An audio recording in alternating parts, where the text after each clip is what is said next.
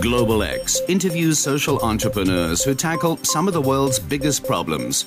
They are pioneers of innovation that benefit humanity.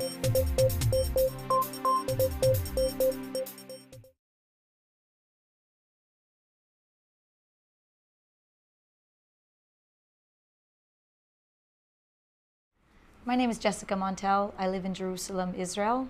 I'm a mother of 3 little kids.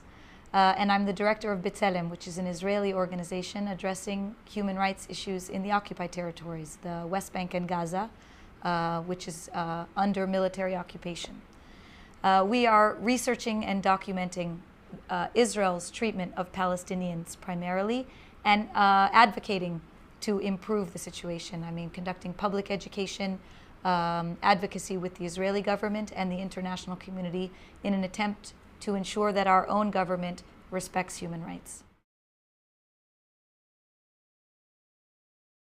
One of the most difficult issues for Palestinians, something that we have been dealing with for years, is the problem of movement for Palestinians, the right of people to get from one place to another, something that seems very simple, that we all take for granted, but in fact has disrupted, paralyzed so many aspects of Palestinian life.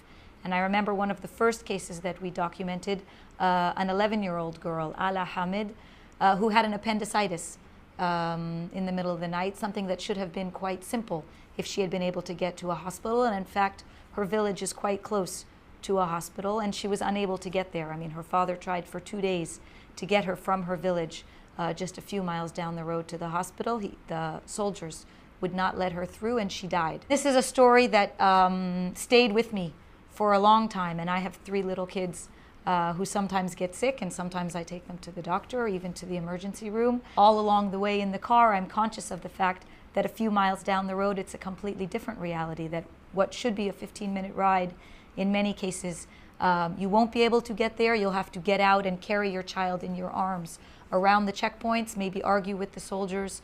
It could take hours, or maybe it will be impossible even to get your child to see a doctor.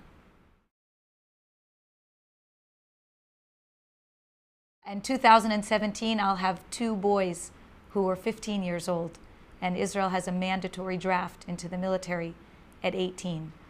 I would hope also that that wouldn't be the case, that I wouldn't be facing the necessity of seeing 2 boys, seeing my 2 sons drafted into the military. Global X is also on SocialEdge at socialedge.org.